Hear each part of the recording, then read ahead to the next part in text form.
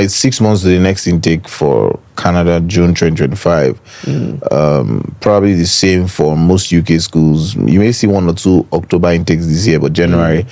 But the US probably has the most intakes in a year. Sometimes some schools have 4 or 5 intakes. So why not the US? The US is the biggest media capital. Good question as well. Why not focus on And New York, which is basically the mecca of sports?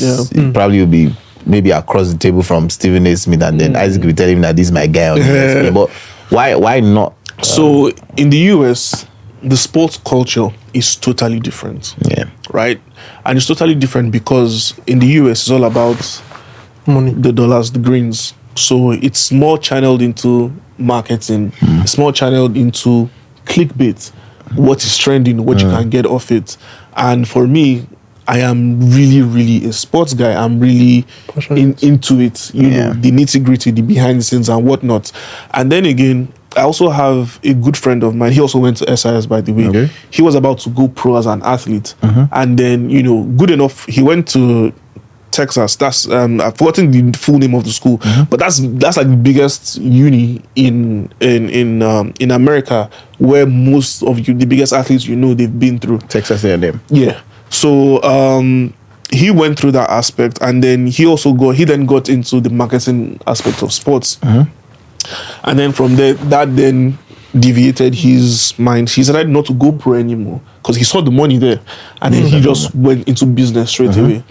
So from me, obviously talking to him and everything, I already had my own reservations because I could already see it with the way things were changing in the US, and I think that trajectory for the US started when LA Galaxy first of all signed David Beckham. When they saw the type of impacts David Beckham had, they knew that there is something in here that we're yet to tap into. They already got it right with basketball.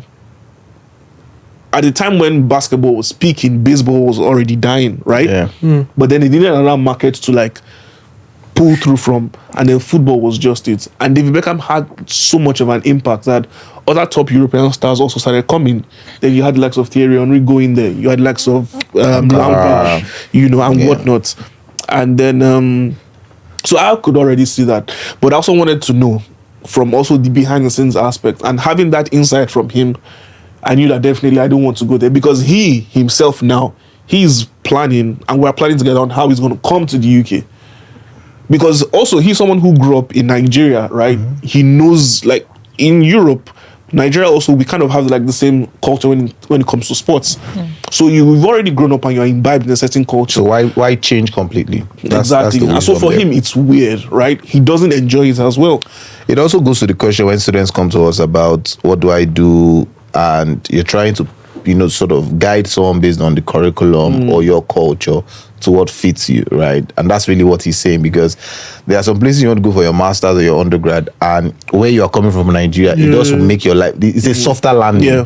Yeah. As opposed to going to another place like Maya said, and you are going from school to school, because it's a completely different struggle, understanding their ways of learning and things like that. Let's talk about racism and other things here. Yeah, but I want to say something too. All my time working in the visa space, I have noticed a pattern. So the people who are like him, who have that career path that they want to follow, and they've done their research and seen the market and the location they're going for, they actually do. So they have the money to go. So it's not Jackpot is not for people like that. It's not a do or die thing. No, do you understand? It's a process thing. It's a process well thing. thought out. But the people who don't actually have the money to go, and it's just any means, anywhere below so they will probably go for a care job. So imagine someone like this that has work. So I remember a podcast I was listening to years ago. It's 2017, 2018, and then that's when the Jackpot thing was really picking up. And then so this particular guy, he's a very big name in the music media space. And then they asked him, would you Jackpot? And right now, do you get?